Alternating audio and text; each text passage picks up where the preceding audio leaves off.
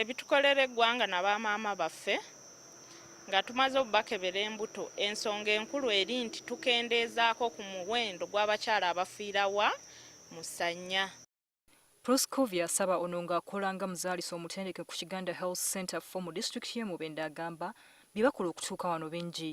Omukyala tumubuulira oli wa kuzaalira mu ddwaliro oba omwana ayeebaseemu bw'ati oba oweetaagisa operation oba oyeetaaga close monitoring.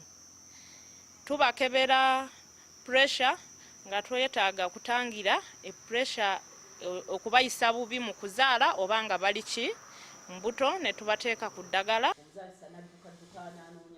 Professor Florence Mirembe ngono mukugu mu by'abakyala mu ddwaliro ly'e Kampala Hospital agamba nti omugaso gw'abazaalisa bano tegukoma ku kusikayo baana nga bazaalibwa wabula balina n'ebirala bye bakola bingi. Bw'abeera n'ebizibu omuzaalisa amujja mu mikono gye n'amutwala mu ki ew'omusawo dokita naye abali obulungi bonna omuzaalisa akola ki asobola okubalaba. Abazaalisa bano bayambako ne mu kugema abakyala naye ate bano ebibasomooza balina bingi. Bw'ofuna omukyala n'omuzaalisa n'avaamu omusaayi mungi nnyo naawe oli akikukakatako ng'owulira tosaanye kkaabira maaso ga mulwadde naye omuntu atabadde mulwadde naawe owulira bubi. Bw'oba tolinawo omusaayi mangu kiba kyakusoomooza ate okumulifaalinga osanga ddire munoonya transport ng'omukyala akola ki ng'abafaako.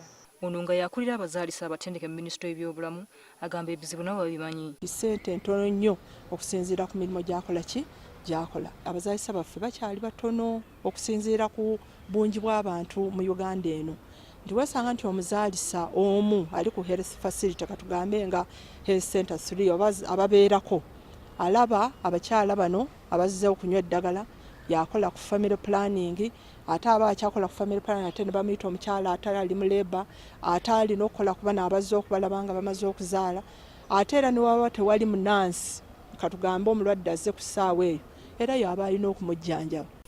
Ku bazaalisa oba ba midwife abatono eggwanga birina waakiri wandyeyongeddeko abazaalisa balala nga 2,000 mu ggwanga. Florence Alimba, NTV ku ssaawa emu.